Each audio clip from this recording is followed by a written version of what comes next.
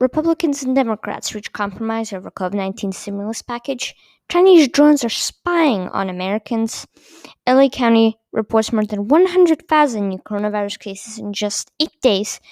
Trump returning to Georgia, and Georgia Governor Kemp draws anger and mockery after attending White House Christmas party amid Trump attacks. Hello, welcome to A Dose of Politics. I am your host, Lucia Pearl. Here are the top stories of the day. Our first story of the day is that Republican and Democrat senators have reached a compromise over the COVID-19 stimulus package. Politicians reached an agreement over Federal Reserve's emergency lending powers Saturday night, overcoming an obstacle that prevented Congress from passing $900 billion coronavirus relief bill early in the week, according to multiple sources. According to NBC News, the bill has not been publicized yet, but it is expected to provide direct payments of $600 for qualifying Americans, federal unemployment insurance bonus of $300 a week, more money for businesses struggling to pay rent and workers, and vaccine distribution funds. As we're recording this, from what I know, the bill has not been voted on.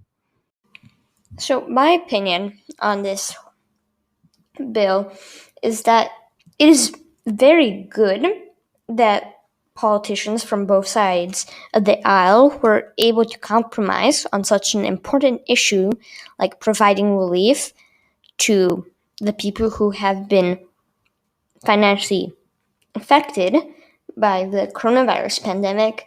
I do think that is still not nearly enough for people to be able to live comfortable lives, and that the only way for people to be able to financially recover is that if they are able to go back to work.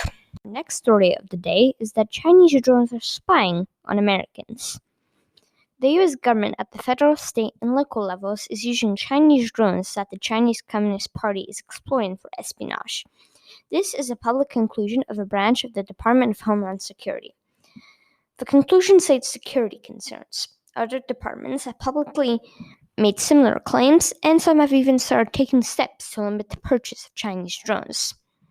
Reading from Yahoo News, drones that are made in China and used by Americans map U.S. infrastructure, agriculture, railroads, government buildings, power plants, disaster relief operations, and the movements of law enforcement officers. The data collected in those drone flights are believed to be sent back to China. On Friday, the Commerce Department added one of the major Chinese drone companies to the U.S. entries list, making it harder for American businesses to purchase its products, and shows the growing sense of urgency to end their access to the United States. Still reading from Yahoo News, the U.S. dependence on Chinese drones and the parts that go into drones is unsustainable. While there are U.S. companies waiting to meet demand, Chinese drones are excluded from the American market. There are still too few of them to meet the U.S. government's need. Some American drone companies still rely on cheap Chinese parts. This is one of the arguments against cutting off access to the Chinese drone market, but the risks to national security are too great to move slowly. And so, in addition to cutting off access to the Chinese drone market, the U.S. should also expand existing Pentagon efforts to build an American ally drone manufacturing base that does not rely on Chinese-made parts. One can easily see how a national emergency or conflict over defense democratic Taiwan could require ramping up the scale of production of drones. Depending on China for that should be out of the question. Our first story today is that LA County reports more than 100,000 new coronavirus cases in just 8 days. I honestly don't really have much to say about this, but I do think that this kind of proved the anti-lockdown movement, as LA had some of the strictest regulations. We will be right back. Next, Trump is returning to Georgia. In a tweet early Sunday, President Trump announced that he will be holding a rally a day before the Georgia Senate runoff, which will be held on January 5th. Just to clarify, the election is on January 5th. Reading Trump's tweet, as badly as we are treated in Georgia by the Republican governor and Republican Secretary of State, we must have a massive victory for two great people, Kelly Loeffler and David Perdue, on January 5th.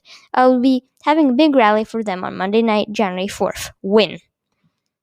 The Georgia Senate runoffs will be very consequential because it will decide who will have control of the Senate. If both of the Republican incumbents lose to the Democratic challenger, the Democrats will take control of the Senate. Our final story is that Georgia Governor Brian Kemp draws anger and mockery after attending White House Christmas party amid Trump attacks.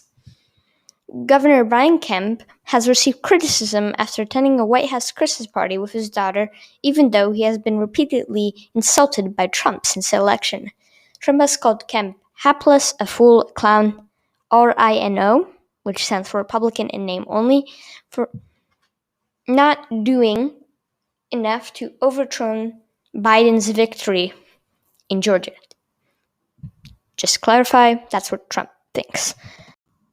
In other news, the vaccine against the coronavirus has been deployed around the world with 2.12 million people receiving the first dose. By the way, don't fact check me on that. I read that somewhere and it could be totally off. Anyways, this has been A Dose of Politics with Lucha Pearl. See you next week.